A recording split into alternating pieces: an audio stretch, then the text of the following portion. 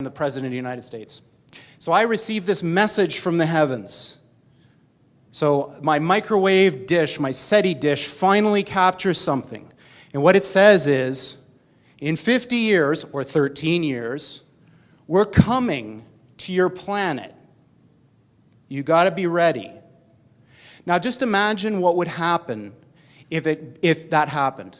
A super intelligent alien race beamed down a message to all of us Earthlings saying, we're coming July 13th, 2030, and boy, you better be ready because the mothership is landing right on the front lawn of the White House or wherever you wanted to land on that day. The amount of resources that would be marshaled to try to figure out what to do would encompass the whole world. AI is just like that. So when this thing that I'm talking about happens, it's going to be exactly the thing that you're thinking about those super intelligent AIs. So the one thing I can tell you is they're not going to be like us. So alien means, different. These things that we're building are not going to be people. They might be really smart, they might be really good at all sorts of different things, but they're not going to be like us. They're going to be aliens. And they're going to be, I'm sorry to say, way smarter than every single person in this room. So this is an attitude that some are having, this emerging alarmism about the way this is going to go. But these words, demons, doesn't capture the essence of what's happening here. I don't know if any of you are turn-of-the-century weird fiction fans, but there's this guy named H.P. Lovecraft, who's a very famous American weird fiction author. And he espoused a view which is called cosmicism. And the essence of cosmicism is cosmic indifference. So what he was saying is basically, yes, there are these massively intelligent entities out there, but they're not good, they're not evil. They just don't give a shit about you even in the slightest. The same way that you don't care about an ant is the same way they're not going to care about you. And these things that we're summoning into the world now are not demons, they're not evil, but they're more like the Lovecraftian great old ones. There are entities that are not necessarily going to be aligned with what we want. So this transition is really, really massively important for our entire species to navigate. And going back to that thing that Sam Harris was saying, nobody is paying attention. This thing is happening in the background while people bicker about politics and what's going to be in the healthcare plan in the US, and underneath it all is this rising tsunami that, if we're not careful, is going to wipe us all out. But before I do that, I'm going to tell you a little bit about quantum computers and why people care so much about them. There are literally tens of thousands of some of the brightest people in the world today trying to build these machines and understand them. And I'm going to tell you why. In my last 15 years of working on this type of stuff, I found that scientists divide up into two categories of zealots about this field. The first half are people who are absolutely entranced by the physics of these things.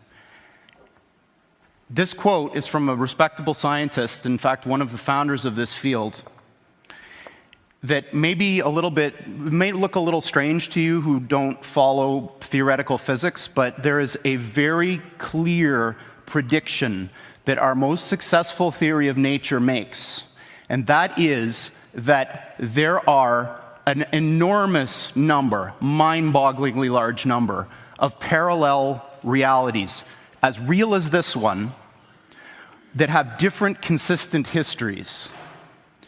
So imagine a world where all of the laws of physics as we know them are obeyed, but different decisions were made along the way. Different decisions at the level of tiny microscopic particles, different decisions all the way up to what you chose to eat for lunch, and whether you chose to come to this session or not.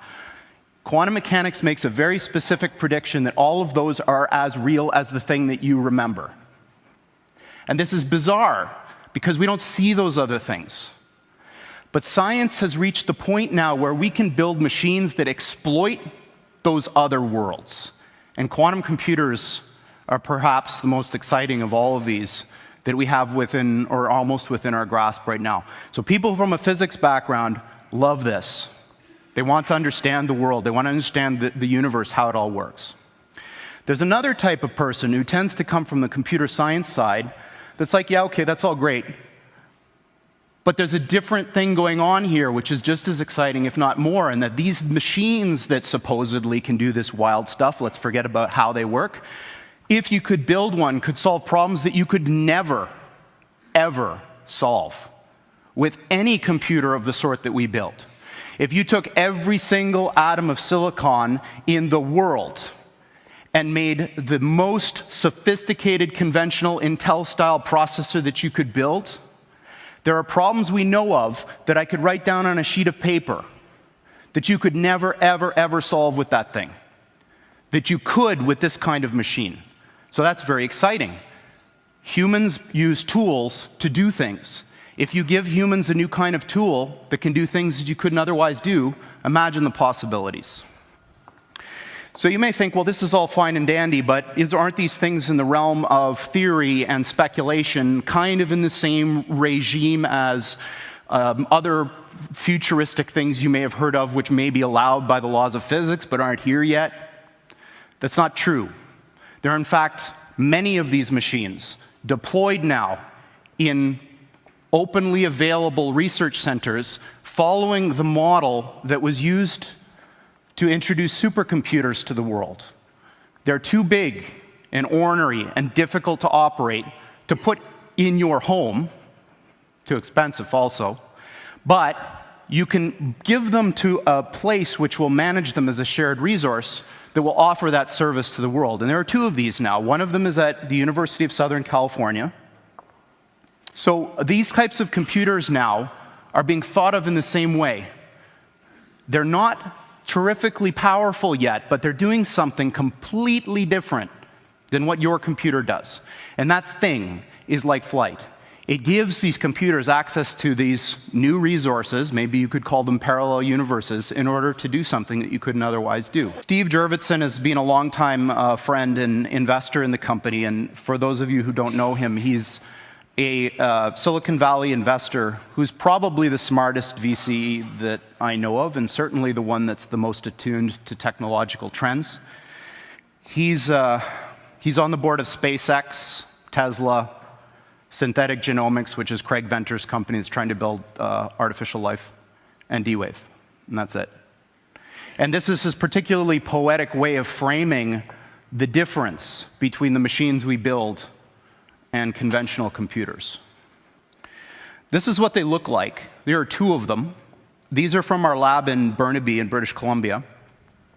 From the outside, they look like giant black monoliths, big metal boxes, about 10 feet on a side, 12 feet tall.